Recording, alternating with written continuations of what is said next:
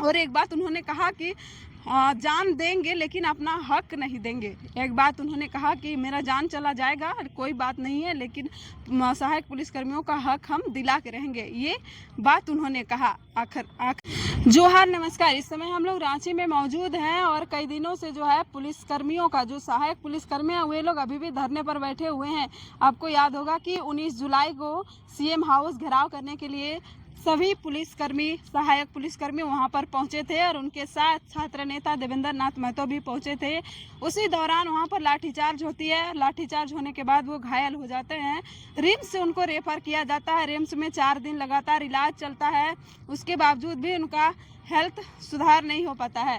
कहा जा रहा था कि, और आप सभी को हमने दिखाया था, और खुद देवेंद्र नाथ महतो खुद बोल रहे थे कि सीने में और पेट में उनका काफ़ी ज़्यादा दर्द हो रहा था। उसी को बेहतर इलाज के लिए वे लोग दिल्ली चले गए थे। दिल्ली में इस समय गुरु गोविंद नामक हॉस्पिटल पर उनका इलाज चल रहा है। आज झारखंड के हर वो युवा उनका सेहत को लेकर काफ़ी चिंतित है। सभी को ये जानने का मन कर रहा होगा कि इस समय उनका हालात कैसा है। आज हमने उनसे बातचीत किया, उनसे जाना कि आखिर इतना दिन हो गया, हालात क्या है उनका। उनके साथ बातचीत हुआ। उन्होंने कहा कि इस समय उनका सेहत जो है थोड़ा थोड़ा सुधार हो रहा है। कुछ ही दिनों के बाद वो आम जनता के बीच होंगे। कुछ ही दिनों के बाद वो सहायक पुलिसकर्मियों से फिर से मिलने के लिए आएंगे, ऐसा उन्होंने आश्वासन दिया। उसके बाद जो केस हुआ है उनके ऊपर, उससे भी हमने रिलेटेड बात किया। उनके वकील को भी फ़ोन लगाया था, उनसे भी बातचीत हुई। उन्होंने कहा कि बेल फाइल करने के लिए सारे डॉक्यूमेंट जो है तैयार कर लिए गए हैं। सोमवार को बेल फाइल किया जाएगा। आपको बता दें कि जिस दिन सीएम आवास घेराव था उस दिन लगभग 20 व्यक्तियों के ऊपर नाम दर्ज केस हुआ है और जो सहायक पुलिसकर्मी थे 1500, उन पर भी केस हुआ है, लेकिन नाम दर्ज सिर्फ 20 है। और उस आंदोलन का नेतृत्व का आभार जो है देवेंद्र नाथ महतो को दिया गया है। और आपको बता दें कि 10 धाराएं लगी हुई है। धारा इस प्रकार से लगी है कि सरकारी काम में बाधा, तोड़ फोड़, इस टाइप का बाधा, मतलब इस टाइप का केस और धारा लगी हुई है। तो इन सब में बेल लेना जरूरी है। आने वाला विधानसभा चुनाव अब 2-3 महीना बचा हुआ है।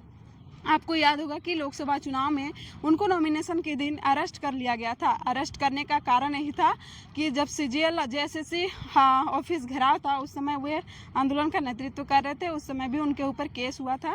उसी केस को लेकर उनका गिरफ्तारी हुई थी। तो इस बार भी उनके ऊपर केस लदा हुआ है। अब विधानसभा चुनाव आने वाला है। विधानसभा चुनाव में तो वह कहीं ना कहीं से तो चुनाव लड़ेंगे ही, लेकिन ये देखने लायक होगा कि अगर बेल नहीं मिलती है तो क्या फिर से वही जो लोकसभा चुनाव में हुआ था वो हो जाएगा। तो बेल लेना काफ़ी ज़रूरी है। इस पर भी हमने बात किया तो उन्होंने कहा कि सारी डॉक्यूमेंट जो है वकील के पास भेज दिया गया है। वकील सारी चीज़ों पर तैयारियां कर लिए हैं और कुछ ही दिनों के बाद जो है उनको बेल मिल जाएगा, ऐसा वकील का भी आश्वासन मिला। क्योंकि ये सब किसी को जो मेन उनके ऊपर धाराएं लगी है वो सत्य नहीं है। वो लोग आंदोलन करने गए थे और आंदोलन में जो धाराएं लगती है वो कोर्ट जो है जजमेंट अपना देता है और उसमें उनको बेल मिलने का चांस होता है, क्योंकि वो पर्सनल काम में उनको धारा नहीं लगा है। आज झारखंड के हर वो युवा उनके साथ जानने के लिए ये आतुर है कि इस समय उनका हालात आखिर कितना उनको मतलब ठीक लगा है। वहाँ पर बोल रहे थे देवेंद्र नाथ महतो से जब बात हुआ तो उनका कहना था कि जो रिम्स में उनका इलाज हुआ था वो सारी चेकअप वहाँ पे फिर से करना पड़ा उनको, क्योंकि यहाँ जो रिपोर्ट आया था वो रिपोर्ट उनको नहीं दिया गया था। जब मांगा जा रहा था तो डॉक्टर बोल रहे थे कि पुलिस केस है, इस पर हम रिपोर्ट नहीं दे सकते हैं। तो उनको फिर से दिल्ली में जो है शुरू से सारी चेकअप करना पड़ा और सारी चेकअप होने के बाद शुरुआत से उनका इलाज चल रहा है। और चेकअप होने के बाद जो यहाँ दवाएं उनका चल रहा था वो दवा को बदला गया, अलग से वहाँ डॉक्टर जो अलग दवा लिखे वो दवाओं को चलाया जा रहा है। और एक चीज़ उन्होंने बताया कि अंदरूनी चोटें आई हैं, मतलब जैसे होता है ना लाठीचार्ज में भागते भागते गिर गया, और कह रहे थे कि जूता से भी उनको मतलब लात मारा गया था। तो होता है डंडा से कि पुलिस लाठीचार्ज करती है तो कहाँ पर मारती है, ये जानबूझकर तो नहीं मारती है, कहीं पर भी चोट लगा होगा। तो चेकअप में यही बताया जा रहा था कि अंदरूनी चोटें हैं, इस कारण से उनको छाती और पेट में दर्द हो रहा था। तो उसके लिए इलाज कराया जा रहा है। इस समय वो दिल्ली में है और कुछ ही दिन के बाद वो आएंगे रांची।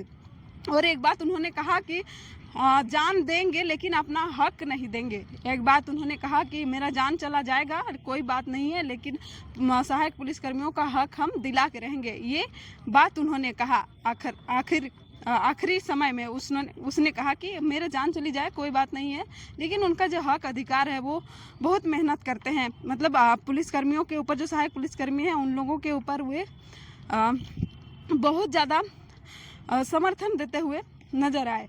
और उन्होंने कहा कि इस मौसम में, जिस मौसम में हम घर से निकलना पसंद नहीं करते हैं, कीचड़ है, इतना ग्राउंड में पानी बह रहा है, उस समय वे लोग ज़मीन में सूत कर यहाँ पर सरकार से गुहार लगा रहे हैं। और जितने भी सहायक पुलिसकर्मी हैं सभी झारखंडी है और झारखंडी सरकार है, तो उसको अपना बात जो है मानना ही पड़ेगा। अगर नहीं माना तो मैं ठीक होकर आऊँगा और फिर से मैं आंदोलन में इन लोगों के साथ रहूँगा, ऐसा उन्होंने कहा।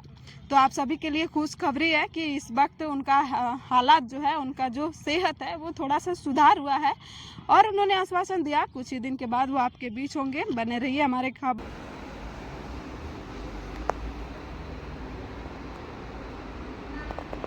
हर जगह होता है। अगर वो बोल रहा है कि राजनीति नहीं होता है तो झूठ बोल रहा है। वो 100% झूठ बोल रहा है कि राजनीति नहीं हो रहा है। अगर राजनीति से सब पूरा देश चल रहा है तो सहायक पुलिस से राजनीति से काम क्यों नहीं होना चाहिए? राजनीति होना चाहिए। हम कहते हैं कि हर घर में राजनीति होना चाहिए और हर घर में अपने हक के लिए लड़ना चाहिए। अभी ये बोल बोल के आगे बढ़ने नहीं दिया जाता है गांव समाज के लोग। राजनीति कर रहा है, राजनीति क्यों नहीं होना चाहिए? जब राजनीति से सदन चल सकता है, राजनीति से विधानसभा चल रहा है, राजनीति से व्हाइट हाउस चल रहा है, राजनीति से पूरा विश्व चल रहा है, तो राजनीति से सहायक पुलिसकर्मियों का मामला क्यों नहीं सोल्व होना चाहिए? ये झूठ है। अगर कोई बोलता है कि राजनीति हो रहा है तो राजनीति से एक माचिस का तिल्ली भी मिलना है तो उसमें भी राजनीति होता है। ये गलत बात है कि जो राजनीति कहता है कि हम राजनीति से दूर है, वो हमेशा झूठ बोला। 1% राजनीति हो रहा है, 2% हो रहा है, 100% राजनीति हो रहा है। और राजनीति होना चाहिए। राजनीतिक मामले से रास्ता से ही इसका समाधान होगा। न तो अगर राजा से होता तो फिर राजतंत्र लागू करवा दिया जाए, राजनीति नहीं होगा। ये झूठ है।